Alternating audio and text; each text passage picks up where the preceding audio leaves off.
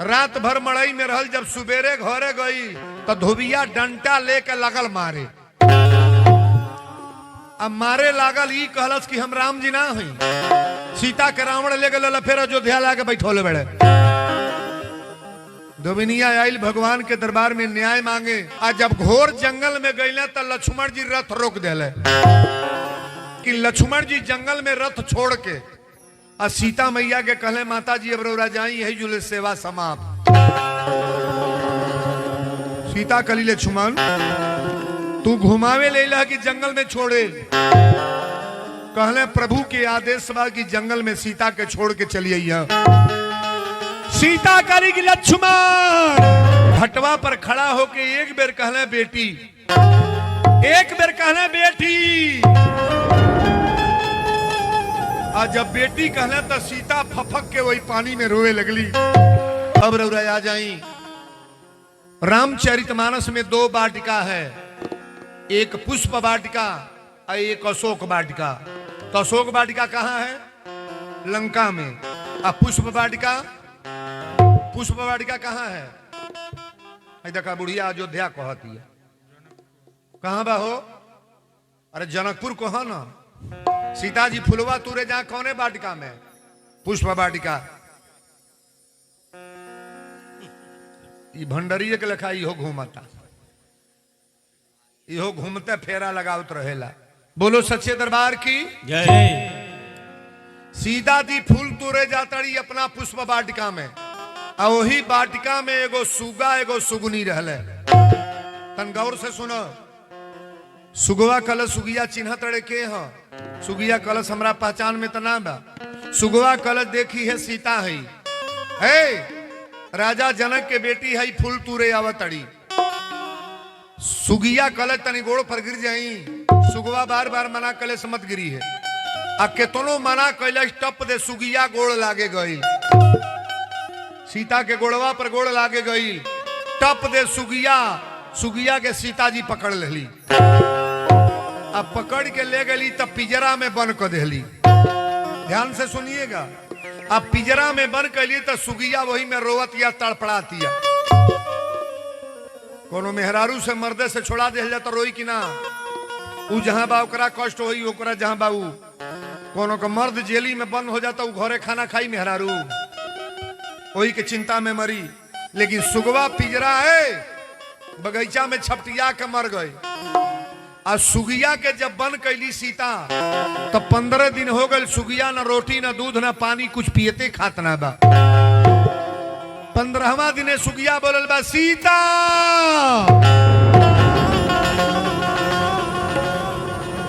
सीता दौड़ के गईली, कली सुगिया तोरा कहां हो गई? सुगिया कल सीता अब हम मरे जातानी, हमार प्राण अब गला पर आ गइल बा। लेकिन सीता एक बात याद रखिया, हमारी पेट में अंडा बा बच्चा। चिड़ई के बच्चा कैसे होला? अंडा से। सुगिया गर्भवती रहे करे पेट में अंडा रहल। सुगिया कल सीता हम मरे जातानी, लेकिन हमारी पेट में बच्चा बा, तो के श्राप दे के मरतानी। एक दिन तोहरी पेट में बच्चा रही तो के जंगल में हम छोड़वाए। तोहरी पेट में जहिया बच्चा रही तो के जंगल में हम छोड़वाए। सीता कली चिड़ई होके कितना गलत श्राप देती आई। चिड़िया होके श्राप दे रहल बा। अच्छा एक बात बताइए, चिड़िया का श्राप लगता है कि नहीं? नहीं लगता है? एकदम लगेगा। गौर से सुनना। बहुत लोग कहेला मुर्गा काट दो, के मुआ दो, मुआवले के बाद उस श्राप आपको भोगना होगा। अच्छा एक बात बताइएगा, चोरी करने वाले को श्राप लगेगा कि खाने वाले को? नहीं बोलोगे? कि को मर्द चोरा के गोभी उखाड़ के ले आवा था, तो चोरावे वाला के श्राप लगी कि खाए वाला के? नहीं बुझाई? नहीं बुझाता? खाने वाले को बोलना चाहिए कि आप ऐसा काम ना करो, ये तुम्हारे चोरी से पूरा घर बर्बाद हो जाएगा। हमारी बहनें गौर करेंगी, बेटियां गौर करेंगी। बाबू लोग, चोरी करने वाला का कम श्राप है, लेकिन जो चोरी का धन खा रहा है उससे ज्यादा वो भोगेगा महाराज। खेतवा में जाता जाता भथुआ खोटे तो नहीं बुझे के चाहिए मेहनत से बोले भाई कहो को सरसों बा तो सरसों काहे उखाड़ता नहीं दूसरे के खेते में से सरसों उखराई तो के भोगी तोहरा तो भोगही के बाद जे खरवा भर खाई ते भोगी। सुगिया श्राप देल कि सीता तो के श्राप देता नहीं एक दिन यह सुगिया तो के जंगल में छोड़वाई। आई कथा तीन जन्म तक चलता है महाराज। 3 जन्म सुगिया मरल बा तो धोबिनिया बनल बा। अयोध्या में कौन हो धोबिनिया जकरी कहले पर राम जी छोड़ो। सुगिया मरल बा तो धोबिनिया बनल आ सुगवा मरल बा तो वह धोबिया बनल बा। दोनों हम चर्चा विशेष रूप से बतावत चली। राम जी के बियाह भइल बियाह के बाद वनवास भइल। अब वनवास के बाद जब राम जी अइले आनंद रामायण में इहो लिखल बा कि कई कहली कि सीता लंका में गइललू हो रावण के देखले बाड़ू रावण कैसन बा। पहले एक बात बताइएगा आप सीता मैया लंका में गई हैं गल बड़ी हो फिर हिलेबू मुड़ी हे तारे रावण के हिम्मत बा सीता के उठावे के। आप कथा को ध्यान से सुनना। माता जानकी लंका में नहीं गई है उनका छाया गया है। अरण्य कांड की कथा में पढ़िएगा जब खरदूसर के वध हो गई ना तो राम जी सीता से कहले कि सुनहु प्रिया बरतुरचुर सुशीला मैं कछु करब ललित नर लीला तुम अपावक मह करऊ निवासा अजय लगी करऊ निशाचर नाशा। अगली सीता असली सीता के अग्नि में प्रवेश करा देले। सीता के छाया वहां है। रावण गैलो बात है असली ले गल की नकली कौन हो असली ले गल बा नकली। अच्छा नकलियो सीता के ले गल तो रूप देखले बा ना। अगर सीता का रूप देखा होता रावण तो ये चौपाई नहीं लिखा जाता कि तब अनुचरी करऊ पनमोरा आ एक बार बिलो कुमम ओरा। रावण ने कहा एक बार मेरे ओर ताक दो लेकिन माता जानकी के नकली चेहरा भी रावण देखले ना रहे। अगर देखे होते तो ये चौपाई नहीं लिखी जाती कि तब अनुचरी करऊ पनमोरा आ एक बार बिलो कुमम ओरा। कथा को ध्यान दीजिएगा के कई कली बतावा रावण ले गल देखले बाड़ू सीता मैया कली माता जी ना देखले मिली। के कई एक बहुत बड़ा अजूबा करने जा रही है। के कई ने कहा रावण का कुछ नहीं देखी हो। सीता मैया ने कहा बार बार जलील करेंगी मैं रावण का पैर देखी हूं वो भी छाया प्रतिबिंब जो छाया होती है ना उससे मैं देखा हूं। के कई कली रावण के पैर बनावत रावण के पैर बनौली अपनी हाथ से सारा फोटो के कई बना दिली। राम जी के बोलौली कहली पुत्र कमरा में चला। राम जी कमरा में गए तो रावण के फोटो जब देखला तो ई कहां से के कई ने कहा सीता मैया गई थी वही लाई है बहुत सीता लाई है। राम जी सीता से कहले सीता कहली स्वामी आज तक मैं अपने जीवन में कभी झूठ नहीं बोली हूं। सीता जौने दुर्दशा में रहल बड़ी कोनो नारी रही कहो रही। अगर झूठ बोले के रही तो सीता वही तरह अयोध्या रही जाती जंगल में कहे जाती। लेकिन पतिव्रता नारी सती नारी अपने पति से कभी झूठ नहीं बोलेंगी। सही बोलने में लगता क्या है सत्य बोलने में क्या लगता है सत्य बोलने का प्रयास करो। सत्य बोलने वाली नारी कभी विधवा नहीं होती हैं। सत्य बोलने वाली नारी कभी कोई घटना नहीं होगी। सत्य बोलने वाली नारी के सामने कभी बेटा का मृत्यु नहीं होगा। सत्य तो महाराज बहुत बड़ी चीज है।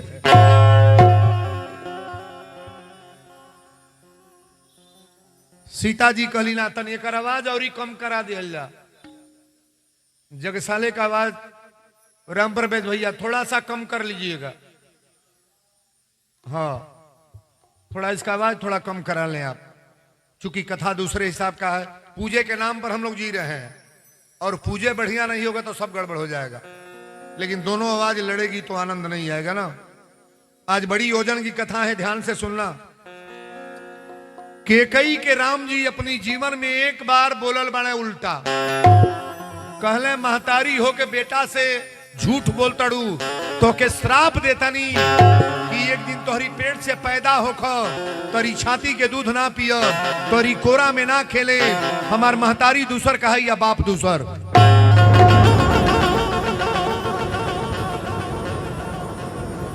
ये द्वाप है, त्रेता की कथा है। केकई जब मरल बड़ी तो द्वापर में का बनल बड़ी? भादों में कौन त्योहार पड़ेला? तीज। खाली तीजिए जानता लोगो।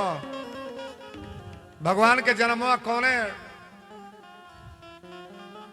नहीं गवाला? अरे भादो के रतिया अनहरिया पहरुआ सब सूते ललना कृष्ण लाला लिहल अवतार महल उठल सो हर हो। अरे नंद घरवा बाजेला बधैया त खेले ले कन्हैया नु हो। ललना जसोदा लुटावेली गहनावा कन्हैया के जन्म भइले। अच्छा तो कन्हैया केकर दूध ना पियल? नहीं बोलो। केकर? जसोदा के। कन्हैया के माई के नाम केहू जनता नहीं ख्याल ना बोलबू कस के। हाँ बहन का बोल लू। कन्हैया के माई के नाम देवकी। जेलिया में के बंद रहल? देवकी या वासुदेव। देवकी के दूध भगवान पियली, कन्हैया जी पियल। देवकी के दूध कन्हैया नहीं पिए। कहले रहे कि तारी छाती के दूध ना पियो, तारी कोरा में ना खेले, हमार महतारी दूसर कहा या बाप दूसर। जसोदा को माता कहा गया है और नंद बाबा को पिता कहा गया। महाराज बोलो वृंदावन बिहारी लाल की जय। तीन गो बात आ गई, चौथा जाने जाता नहीं। जाने जाता नहीं उहे धोबिनिया अपने नैहर जात रहे। कौन? जो सुगिया मरल बा नैहर जात रहे। नदी बहल है, जैसे नदी बा अब ना पुल बनल बा, पहले नैये होत रहल नाई से, ए पार से ओ पार, ओ पार से ओ पार। त नाई पर मलाह बैठल रहे। सांझी के बेरा आंधी पानी आ गई, मलाह कलश पानी में हम नाव ना ले जाए। धोबिनिया कलश कहाँ है? हमारा नैहर बियाह परल बा, ना ले जाइब? कहले ना ले जाए। अब देखी धोबिनिया कैलस का कलश रात भर ये मड़ई में रह, अब सुबेरे हम जाए, सुबेरे जाए। रात भर मड़ई में रहल, जब सुबेरे घरे गई तो धोबिया डंटा लेके लगल मारे। अब मारे लागल, ई कहलस कि हम राम जी ना हई। सीता के रावण ले गल, फिर अयोध्या लाके बैठोले बड़े। धोबिनिया आइल भगवान के दरबार में न्याय मांगे। दरबार में चौकीदार कुल 4 गो गेट पर सिपाही रहले। कहले कि राम जी सैन कक्ष में है, कल आना। धोबिनिया लौट के गई। राम जी जानले कि कोनो महिला न्याय मांगे आयल। 4 गो चौकीदार ना अपने स्वतः भेष बदल के राम जी जाता देखे। आ धोबिया मारते में कहता कि राम जी ना हई। सीता के रावण ले गल, फिर ले आके बैठौले बड़े। जब राम जी अयोध्या में अइले तो इनका समझ में बात आ गई, बात तो गड़बड़ बा। राम जी लक्ष्मण के बोलौले और लक्ष्मण से कहले कि लक्ष्मण एक काम कर, दिन निकलला के पहले सीता के ले आके जंगल में छोड़ अब, जंगल में छोड़ दो।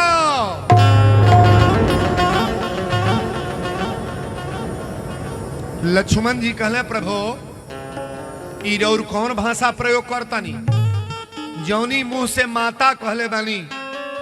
लक्ष्मण जी सीता जी को क्या कहते हैं? भौजी कहले कि माई।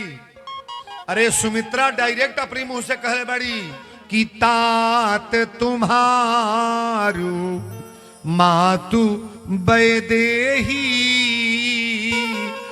पिता राम सब भांति सनेही, पिता राम सब तात तुम्हारू मातु वैदेही अब पिता राम सब भांति। तोहर माता सीता है अब पिता तोहर राम हो। सुमित्रा कैसे कहली अपनी बेटा लक्ष्मण से कि तात तुम्हारू मातु वैदेही अब पिता राम सब भांति सनेही। ए राम जी कहे कि लक्ष्मण ले आके जंगल में छोड़ जाव। लक्ष्मण ऐसा बेटा भर भर रोवे लगले। बेटा वही के कहल जाला कि माई के अपना आंखी के सामने माई रोवे मौत। माई के आंसू बहता तो बेटा कहाई हो। अब तक बेटा जौने तन से पैदा भइल बा वो तन के गाड़ी देता नहीं दे रहा है। नहीं क्या कर गया जौनी तन से माई पैदा करे बा वो तन के गाड़ी बेटा देता। अरे महाराज नरक में जाएगा, जानवर की जोनी में जाएगा, मनुष्य तो कतई नहीं बोले बनेगा। ये वीरेंद्र बाबा व्यास गद्दी से बोल रहे हैं। माई को प्रणाम करो, आदर करो, सम्मान करो। अपनी माई को कभी मुंह से गाली मत दो जी। तो रनाई सेवल कर सेवा कोल पार लगता न खियाव न पहिराव, लेकिन अपन जबान काहे खराब करते हो? मां को गाली क्यों देते हो? बुजुर्ग मां को गाली देने वाले बेटा आज है महाराज। बोलो सच्चे दरबार की। कथा को बड़ा बारीकी से सुनना। लक्ष्मण जी रोवे लगले, कहले लक्ष्मण, राम जी कहले कि लक्ष्मण तू जाइबा कि ना? दू में एक बतावा जाइबा कि ना? लक्ष्मण जी कहले हमारी मुंह से ना हो निकलता ना नहीं। बैठाओ बच्चों को, बैठाओ इनको।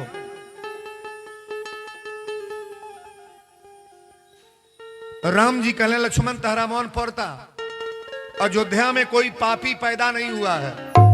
अयोध्या धर्म की नगरी है, सब धर्मात्मा पैदा होते हैं।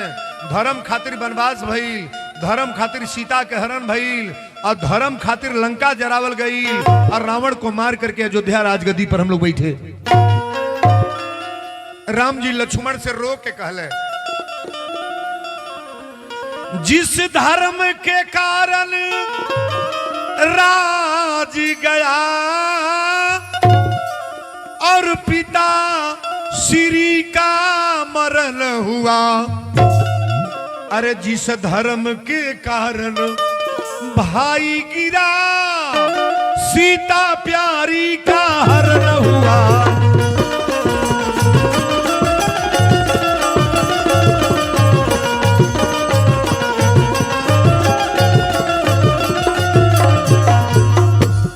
जिस धर्म के कारण राज गया और पिता श्री का मरण हुआ, जिस धर्म के कारण भाई गिरा सीता प्यारी का हरण हुआ। अयोध्या में कोई पापी पैदा नहीं हुआ। हम धर्मात्मा हैं।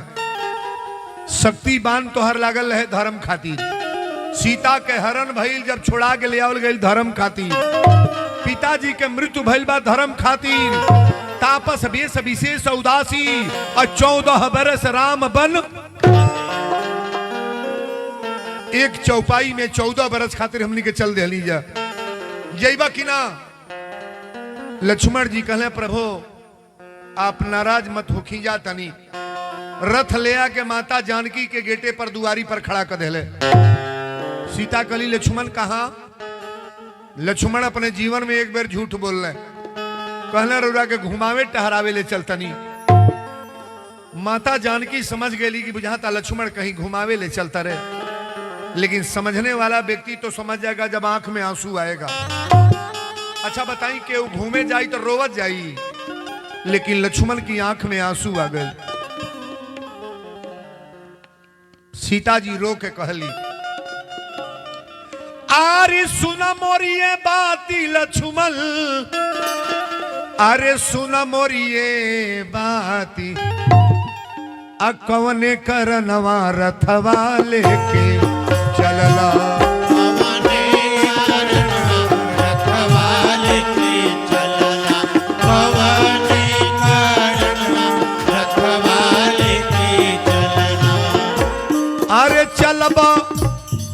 कवनी दुआरी कवनी चलबा दुआर झर झर अखिया से आंसू गिरे झर झर अखिया से आंसू गिरे झर झर अखिया से आंसू गिरे। सीता करली पुकार सीता करली पुकार बार बार मैया रोके पूछे लगली बार बार मैया रोके पूछे लगली बार बार मैया रोके पूछे लगली।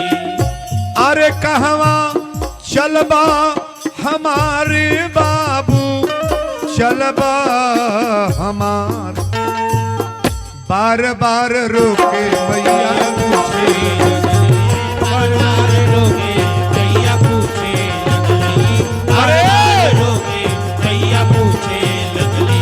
अरे चलबा लक्ष्मण हमार कहवा चलबा हमार बार बार रोके मैया पूछे लगली बार बार रोके मैया पूछे लगली।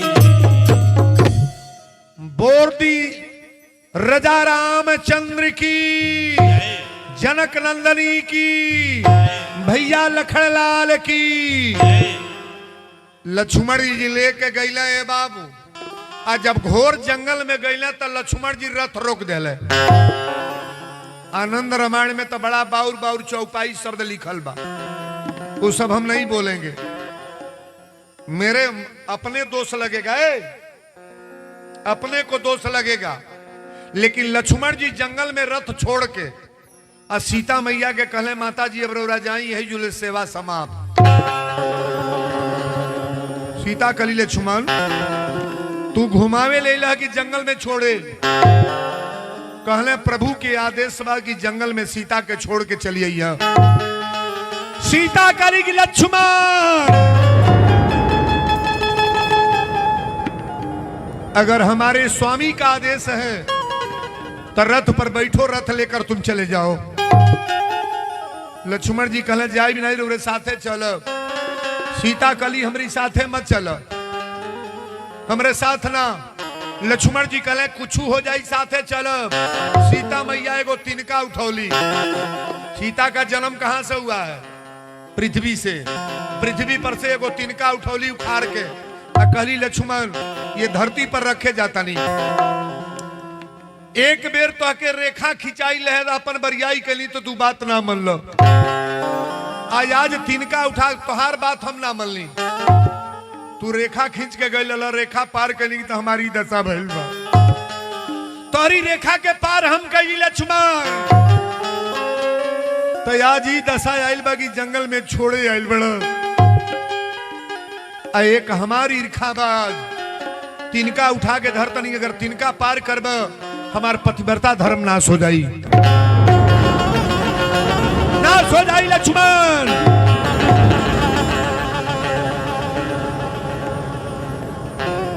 लक्ष्मण आंख में आंसू लेके रोते चल गई। बात ये बिगड़े के होला तो तरह तरह के भाषा आवेला बाबू। सीता मैया कली लक्ष्मण तोहार बात अगर उस दिन मनले रहती तो तोहार खींचल रेखा हम पार ना करती। साधु बन के रावण आयल भिक्षा देवे बाहर गईली तोहार बात ना मरली तो धोखा में पड़ गई। आज हमार बात तू ना मनबा तो धोखा में तू पड़ जीबा। लक्ष्मण जी रथ लेके चल गई लेकिन सीता मैया वही जंगल में तड़प तड़प के रोवतड़ी। बड़ी अच्छी लाइन है गीत का। मुझे तेरी मोहब्बत का सहारा मिल गया होता। मुझे तेरी मोहब्बत का सहारा मिल गया होता। मुझे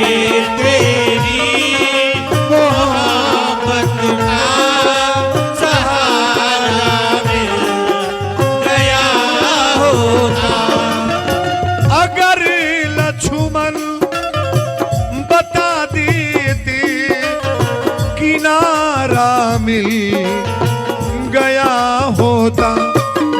मुझे तेरी मोहब्बत का सहारा मिल गया होता, मुझे तेरी मोहब्बत का सहारा मिल गया होता। अगर लक्ष्मण बता देते सहारा मिल गया, लक्ष्मण जी अगर पहले तू बतौले रहता तो ई दशा हमर ना भई, लेकिन चला कोनो बात ना बा, अपने बीराना हो जाता आपन के बा। समय केहू के न छोड़ले बा, बेकार कैले बा, जे जे बनल वीर ओकरो के लाचार। समय बड़ा बलवान है, बेटियां बहन गौर करेंगी। सीता कली अब जंगल में कहां ले घूमब, कहीं अगर नदी मिल जाई तो चलता नहीं, वही पानी में डूब के मर जाए। वही जंगल में बीच दरिया एगो नदी बहल बा, सीता मैया टप दे पानी में कूद गईली। अब पानी में कूद के मरे जातड़ी। लेकिन गौर करिएगा, द्रौपदी एक बेर छोट रही, द्रौपदी तो अपना सखी लोग के साथ नदी में नहाए जा, तो जौने नदी में नहाए जा वही नदी में एगो आन्हर साधु रोज नहा।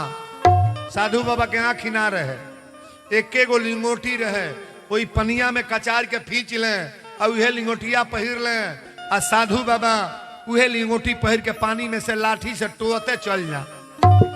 एक दिन द्रौपदी 5 सखी लोग के साथ खड़ा बाड़ी, और साधु बाबा लिंगोटी कचारे लगल, लिंगोटी पानी में दही गए, उघारे बाड़े। साधु बाबा नंगा रहले, और जब लिंगोटी दही गई तो साधु बाबा वही पानी में रोवत अड़े, भुकार छोड़ छोड़ रोवत अड़े। द्रौपदी कहली बाबा पानी में से निकलब का रोवत नहीं। साधु बाबा कहले बेटी एके गो लिंगोटी रहल, रोज उहे फींचत रही, पहिरत रही, आन्हर आदमी के सहारा के बा, हमार लिंगोटी पानी में दही गल बा बेटी। द्रौपदी कहली बाबा अपन साड़ी फाड़ के दी। साधु बाबा कहले तू आइल बड़ू घाट पर नहाए, लड़की हो, तहार लुगा कपड़ा काहे के ली। द्रौपदी कहली बाबा दूसर कपड़ा तना बा, साड़ी में से फाड़ के फेंका तनी। और द्रौपदी जब साड़ी फाड़ के फेंकली तो साधु बाबा कपड़ा रोकल, लेके वही के लिंगोटी बना के पहिर ले। इतना जल उठा के कहले बेटी द्रौपदी 2 मिनट खातिर तनी हमरे आगे और आ जा। घटवा पर आइल लो, साधु बाबा पनिया उठा के कहले बेटी एक निवेदन बा, तोरा जीवन में एक चीज कमी ना होई का, कि कहियो ना घटी तो हरी तन पर के चुनरिया, कहियो न घटी हरे तन पर के चुनरिया, कहियो न घटी हरे तन पर के चुनरिया। साधु बाबा कहले बेटी तोरा देही पर के कपड़ा कबो घटी ना, एगो साधु के आशीर्वाद बा, तोरा लुगा के कमी ना होई। कहियो न घटी तोहरी तन पर के चुनरिया, कहियो न घटी हरे तन पर के चुनरिया। अरे यह बाटे अर्जी हमार हो, कहियो न घटी हरे तन पर के चुनरिया, कहियो न घटी हरे तन पर के चुनरिया। आन्हर साधु देखी केहू के दान दीहल कबो कटेला ना, एक मन ही चाउर जे करे घर के आयल बा तोहरे डेहरी में चाउर कम ना होई। एगो लुगा जे ले आयल बा कोनो गरीबे साधु के दियाई ना, तारा घर में आशीर्वाद बनी। जवन दान दिया था ई कबो कटेला ना। द्रौपदी का फाड़ के दिहली, अपना साड़ी में से फरली। साधु बाबा कहले कहियो न घटी तोहरे तन पर के चुनरिया, इहे बाटे अर्जी हमार हो, आ दुखिया गरीबवन के दीह तू सहारा, दिहले मिलेला बार बार। कोनो गरीब आदमी के सहारा दिहल कबो कम ना होला, परिवार में कुछ के कमी ना होई। देवे के चाहिए, बांटे के चाहिए, खियावे के चाहिए। पानी में जब गिरल बाड़ी सीता मैया है तना पानी में, वाल्मीकि बाबा के चेला दौड़ल बड़े बाबा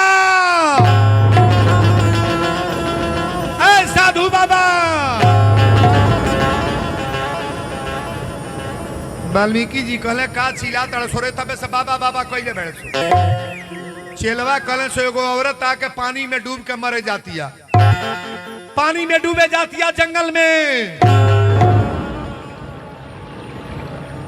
राम जी के जन्म के पहले रामायण के लिखले बा वाल्मीकि जी।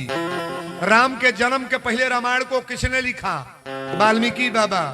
और लवकुश के जन्म के पहले लवकुश कांड के लिखले बा वाल्मीकि जी। वाल्मीकि भी पहले लिखा तड़े कि सीता के राम जी छोड़ी हैं, सीता ये जंगल में हमारा कुटी पर आई है।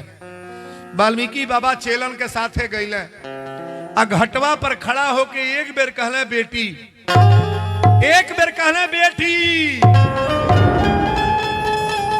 और जब बेटी कहले तो सीता फफक के वही पानी में रोए लगली।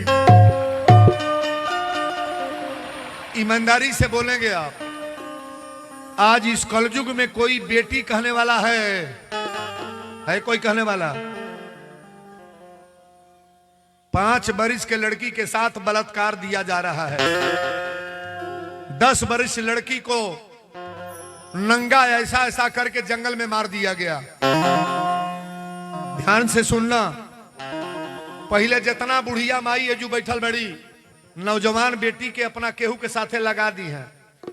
अपने चाचा के साथे चल जो, अपने मामा की है, मौसा के साथे चल जो, फलाने भैया कहता नहीं, केहू के साथे बेटी लगावल जात रहो। लेकिन अपनी नौजवान बेटी के अपनी खास चाचा के साथे केहू लगाई बा विश्वास? सही बोलना है विश्वास? अरे कितना घिनौना काम अपना चाचा कर दे रहा है।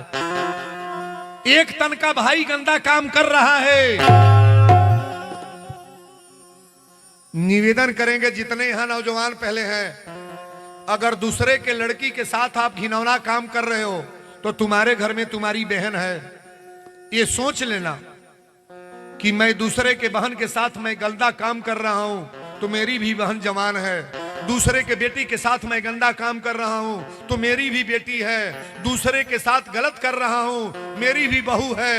अगर ये सोचकर काम करोगे तो तुम्हारे घर में कभी घटना नहीं होगा। तीन नजर बनाओ, 3 तरह से नजर बना लो, गौर से सुनेंगे। कोई छोटी लड़की अगर दिखाई देना तो उसे बेटी मान करके अपना लेना कि ये मेरी बेटी है। अब कोई नौजवान लड़की अगर मिल जाए, नौजवान बेटी, तो उसे अपना बहन बना लेना कि हमारी बहन है। और माँ तो माँ होती है। आज तो नजरिया माँ के ऊपर लोगों का गलत हो जा रहा है। बुढ़िया माई का मौका पावे तो लोग का कही दी। कोनो पुरनिया महतारी अगर बेटा लेके जाती है ना है पड़े, सरसों का कगरी पड़ जाते हैं, रहड़ी पड़े, तेजू से पहले 10 जन तक ही हैं। कहाँ के हो रे, कहाँ के लड़का हो लेके जाता, अब हो कर बेटा। गलत बोल रहे हैं, गलत बोल रहे हैं। अपने पुत्र को लेकर के बुढ़िया माई जा रही है। अपने नजर को गलत न करो, अपने विचार को गंदा न करो, अपनी अच्छाई को कहीं बुराई में न बदलो भाई। हम निवेदन करेंगे, छोट लड़की मिले तो बेटी मान लेना, नौजवान लड़की मिले तो बहन मान लेना। और माँ तो माँ होती है, सब लोग माँ के पेट से पैदा हुए हैं। अगर नजरिया इतना गलत करोगे तो तुम्हारे भी घर पर गलते ही होगा।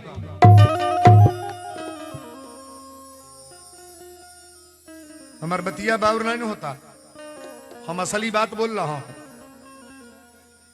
सबके घरे पतो ही बाड़ी, सबके बेटी बा, सबके बहिन बा। अगर सबके घर पर रही तो लोग दावा बोलत चले तब तक घर बचबे ना करी। किसी का इज्जत बचेगा? बचेगा सम्मान?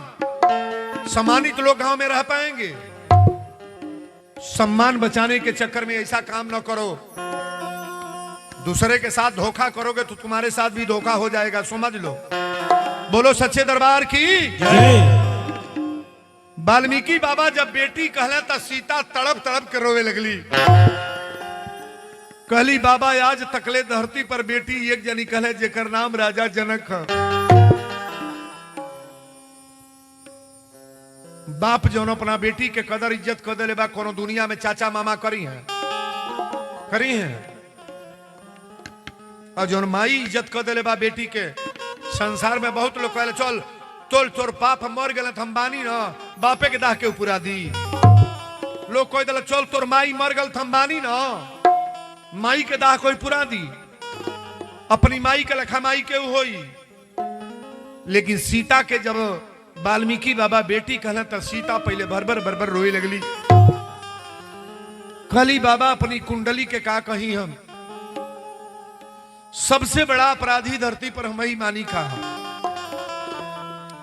शादी जहिया भइल तैया हमार महतारी बाप कहले राजा जनक जी माता सुने ना कली की हमारी बेटी के ऊपर कोनो आंच न आवे। जहिया से शादी भइल तहिया से दुखवे भोगतनी। सीता कभी सुख में रही हैं कभी नहीं रही हैं। और जो बेटियां बहनें यहां बैठी हैं थोड़ा गौर करना, आपका तो मन नैहर में नहीं लगता तो ससुरा चली जाती हो, महीनौरा चली जाती हो, लेकिन सीता मैया को तो ये भी जगह नहीं है।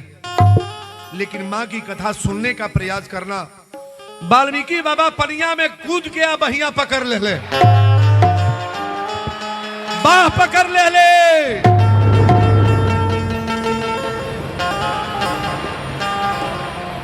पहले सीता तो के बेटी मनले बानी तो जबले जीजब तबले बेटी कहब। आप बापे के साथे बेटी कोनो तरह रह जाई। पिता के साथ अगर बिस्तर कहीं नहीं बानो तो बेटी वहां सो जाएगी। दुनिया में किसी के पास नहीं, पिता के अलावा किसी के पास, भाई के पास भी बहन सो नहीं सकती है। वाल्मीकि बाबा कहले कि बेटी चला हमारा कुटी पर। सीता कली महाराज एक बात बताई, हम औरत हई, सबसे बड़ा कष्ट तई बा हमारी पेटे में बच्चा बा।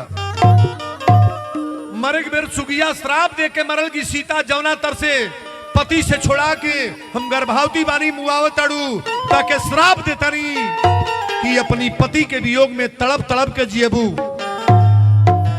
आज चिड़ई के श्राप हमरा लगल बा बाबा, हमारी पेट में बच्चा बा। वाल्मीकि बाबा कहले बेटी हमरा कुटी पर चल। सीता कली हमरा बच्चा होई तो के देखी। वाल्मीकि बाबा कहले जेकर केहू नहीं बा ओकर उ बाड़े का हो, जेकर केहू नहीं बा केहू ना होकर तो ओकर बच्चा ना होई। ओकर बच्चा भगवान आराम से पैदा कर देले। हमनी के घरे तो एगो पतोही के बच्चा होके के बाद तो 50,000 धोल नहीं बुझाई। पहले तो 30-40 हजार दवाई में लाग जाता जब से पेट में गर्भ आवा था। अन्ना दवाई हो तो कोनो विकलांग पैदा होई, कोनो आंधर होई, कोनो खड़े नहीं होई, 20 गो बीमारी चल गल बा। एगो बच्चा पैदा करावे के बाद तो 50,000 धो के अस्पताले पर जा। बड़ा तकदीर वाला जे बा ओकर नॉर्मल बच्चा होता। हम तो लालमन बाबा से कहब हे काली माई, जितनी बेटियां बहन हैं आई हैं, गर्भवती जो भी महिला हैं, नॉर्मल बच्चा पैदा हो, किसी प्रकार का कोई रुपया पैसा डॉक्टर वैद्य न ले। ताली बजाओ बढ़िया रहे, बड़ी सुंदर बात है। सीता मैया के लेके जब कुटी पर गईले तो धीरे धीरे दिन बीते लागल। 9 महीना के दिन होला। ई सोहर हम गौले बानी। हमनी के माई के पेट में को महीना रहल जाला, को महीना हो। और देखा 5 गो अंगुरी उठाओ तड़ी, देखा कौन तमाशा करता, देख लो को महीना 10 महीना ना। अब देखबू का कहत लड़ी 10 महीना हो। कौने देश से तू रहे लो? अरे हमनी का गाय भैंस है जा। 10 अंगुरी उठौले बाड़ी।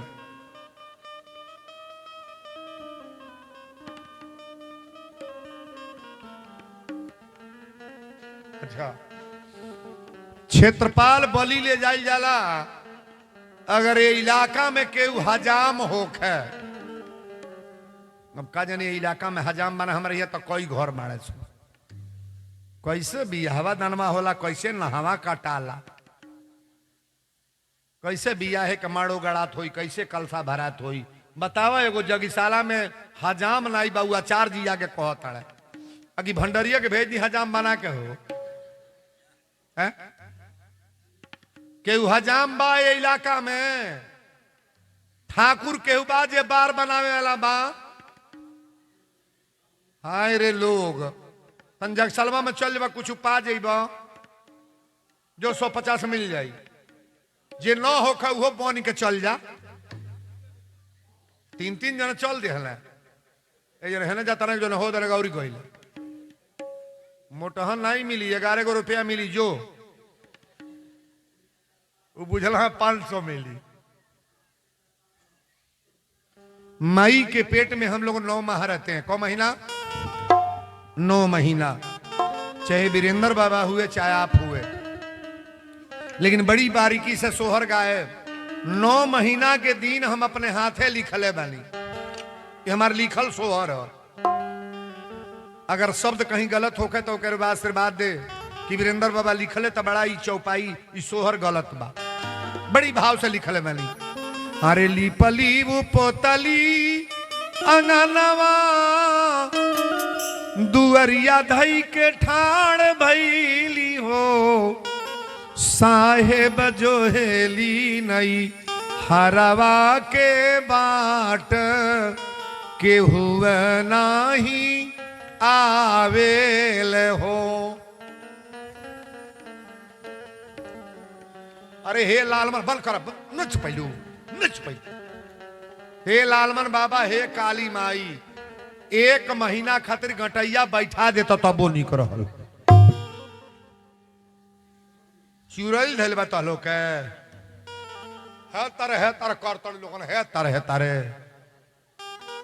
हे काली मैया, लालमन बाबा जे जे कड़ेरे गावाता ओकरे घरे बेटा होखा, नाती होखा, बधाई बाजो, सोहरे मंगल होखो। आ जे सीता के पहला पुत्र जौन भइल बने तो वाल्मीकि बाबा का नाम धैले? का नाम? लो। लेकिन तन 2 मिनट 2-4 जना नाचे वाला आ जा। ए संत जी जब ले आइबा नहीं तो जमीन। अरे दुलारे ललना आंगन में है ना, तू आ जाइबा बेगवा धो दो, बेग धो दो, क्यों ले नहीं ना धर पे बेग धर पे के ना बेग ऐसा धुए कर बेगवा काम मऊगी के लगवा। आंगन में खेल बार ललना,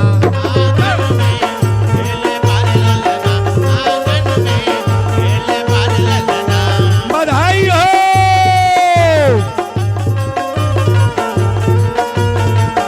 अंगना में खेल बार ललना,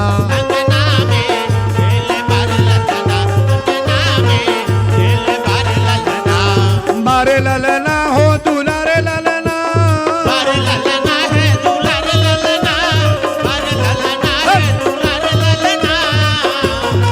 उठा ताली ऊपर।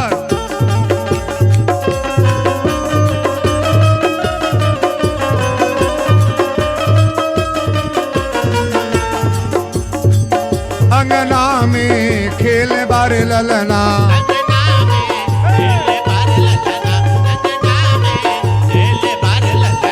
अरे धगरिनी बोलावा नारा कटन के, धगरिन बोलावा नारा कटन के, धगरिन बोलावा नारा कटन के। बधाई हो।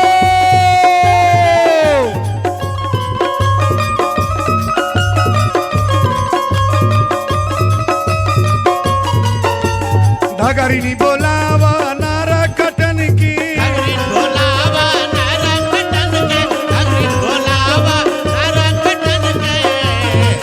धगरिनी के देव सोने हसुआ, धगरिन के देव सोने हसुआ, धगरिन के देव सोने हसुआ। अरे ननद के बोलावा सौरी लिपि की, दीदी के बोलावा सौरी लिपि के, ननद के बोलावा सौरी लिपि के। ननदो के देव जोड़ा कंगना, ननदो के देव जोड़ा कंगना, ननदो के देव जोड़ा कंगना। ब्राह्मण बोलावा वेदा पढ़े की, पंडित बोलावा वेदा पढ़े के, ब्राह्मण बोलावा वेदा पढ़े के।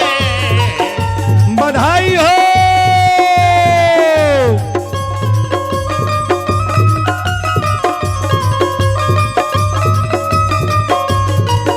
अरे पंडित बोलावा वेदा पढ़ी की, ब्राह्मण बोलावा वेदा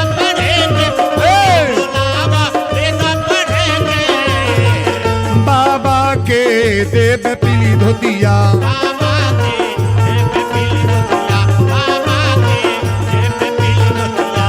वीरेंद्र के बोलावा सोहर गावे के, तिवारी के बोलावा सोहर गावे के, तिवारी के बोलावा सोहर गावे के। मरा करदा करदा मचा दो।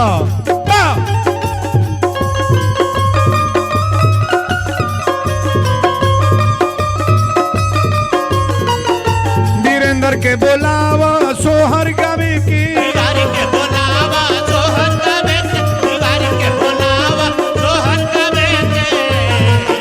बाबा के देव पीली धोतिया।